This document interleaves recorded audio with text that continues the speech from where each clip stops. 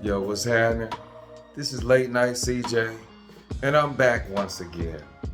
As y'all know, I'm kind of wolfy. It's usually that time of the week.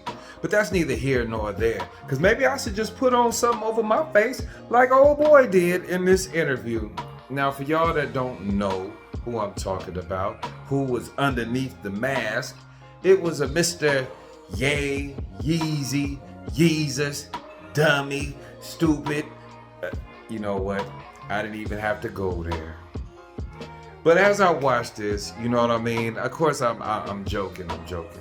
But as I watched this, I came across like thoughts in my mind that went left.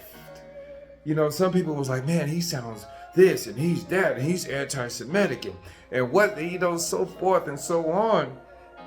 But for me, I went a little deeper into the thought process, if that's even possible, because I think that's just an old hollowed out head at this point.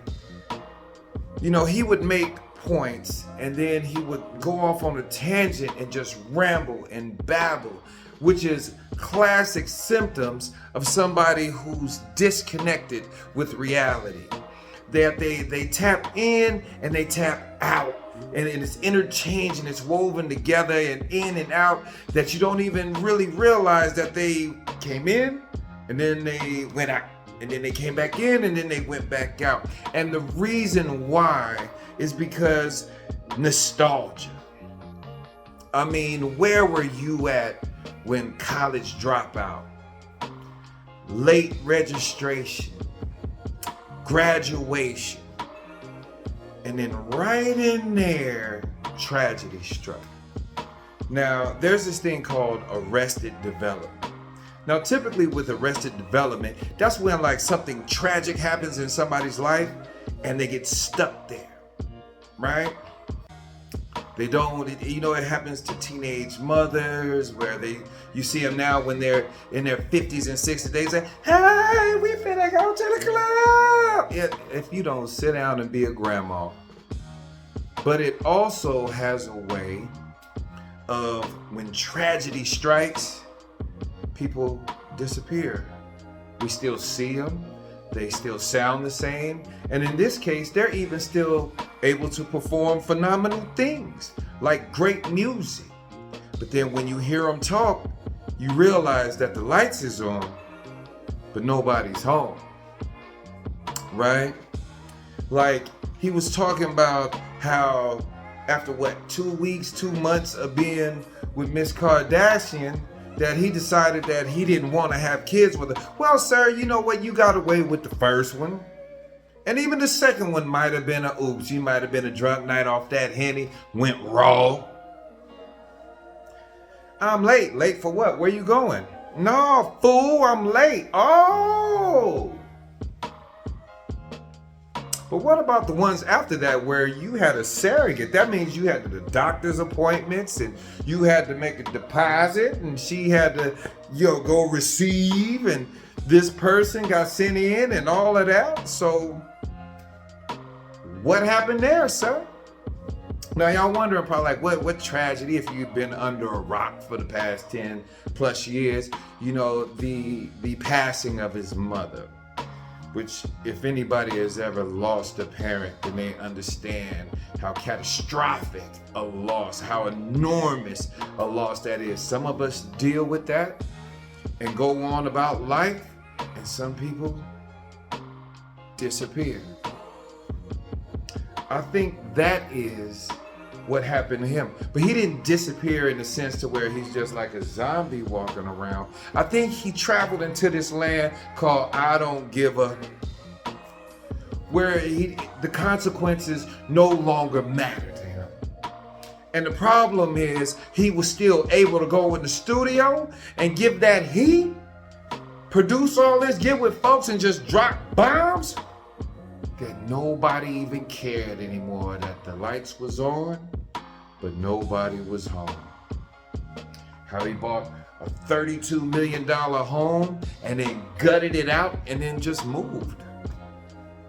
How he had some of the hottest shoes and clothing apparel and then he turned around and he said, you know what? I'm gonna make homeless gear. I'ma sell hoodies that look like they got, like I've been painting with holes in it. I'ma sell t-shirts, white t-shirts for over $100. I'ma sell shoes that are actually socks, but I'ma call them shoes. And everybody's gonna buy it. And they be like, oh my God, he's a genius. Lady, if you don't knock it off, fool, if you don't back up. We need to start caring about people again.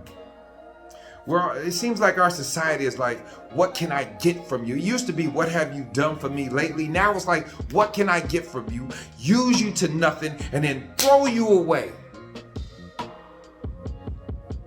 It's kind of indicative of how we treat people in general. What can I get from you? You have ladies that be like, what kind of money can I get from you? You have dudes like, what kind of pleasures can I get from you? Whatever happened to just treating people cool? Whatever happened to checking up on them? Whatever happened to somebody that's like, hey Kanye, I don't even want to hear no music, bruh. I'm not here to buy no shoes. I'm not here for any of that. How are you doing, bruh? Yeah. Let's sit down. Let's have something to eat. Let's have some coffee or something. Let's just chop it up, man. Matter of fact, you ain't even got to tell me how you doing. I'm just here to chill and check up on my boy. Has anybody did that? Or do they just allow him to go about because they're either making money with him, off of him? I mean, to be honest, at this point, I'm not even shocked at what Kanye does. I'm more shocked that the people around him are acting like they don't see it and they actually have the ability to say something to him. Let's bring that on a smaller scale. If there's somebody around you that just ain't like them no more, holla at them. Go check on them. There have been times in my life, you know what I'm saying, I've had people come check up on me. I was still, hey, violation, oh my mama, all of that. And they was like, yeah. How my boy doing? And in that moment, snapped out of it. I ain't doing too well.